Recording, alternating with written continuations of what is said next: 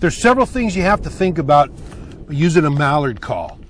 Number one, don't think that you can go out and spend $200 on an expensive mallard call and that you're going to call ducks with it. You can call ducks easy with a $15 call as well as a $120 or a $200 call.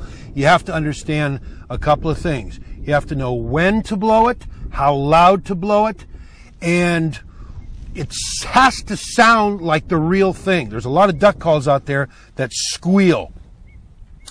The other thing about mallard calling is that you don't want to overlap your calls like this. Ducks don't do that. They do this. See the difference? You can tell each quack. All right? The other thing is don't get repetitious on a duck call.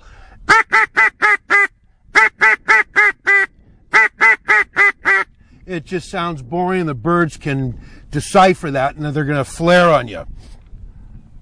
The other thing, stay away from the highball style calling. That's when guys get out there and they go, "Week, week, week, week, week, week, week, week." That's championship style Arkansas calling. That's calling judges. When birds hear that, usually, especially after the first 2 weeks of the season, they do a 180 and take off on you. Okay, there's several sounds that I use in calling ducks. I use a 5-call hurry up.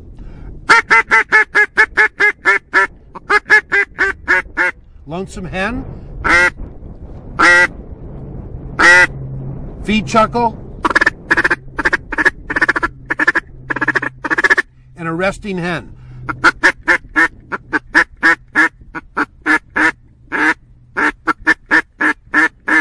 Now, what do I do with them? Well, this is how you attract. And this is pretty much the sequence that I use in calling most of the ducks.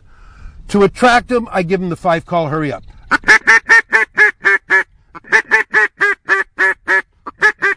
Once I got them on the hook, and you can tell when you got them on the hook, is when their wing beats are offbeat and they start making a bank towards the sound.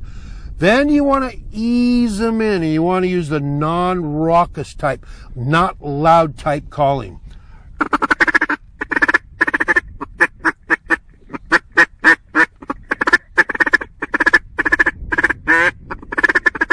Now, you're watching the bird. It makes a bank.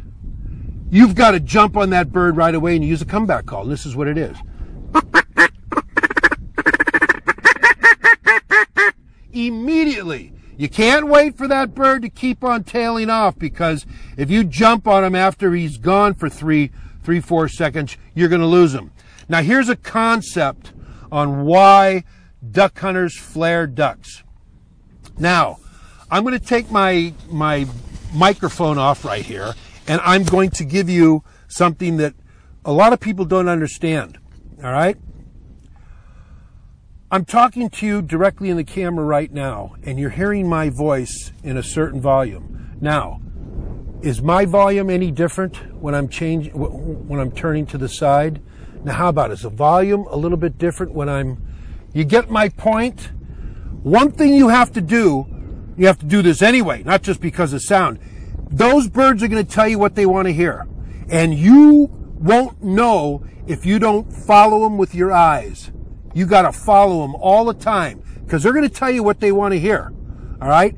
But the sound, if you don't turn with them and the birds are back here and you're blowing your call here, it's a muffled sound, and those birds will flare like crazy. So that's very important. Watch the bird all the time. And point the duck call not exactly to the bird, but down on the ground like this. Not down in the blind, because it'll be an echo sound. But you got to follow the birds. That's very important.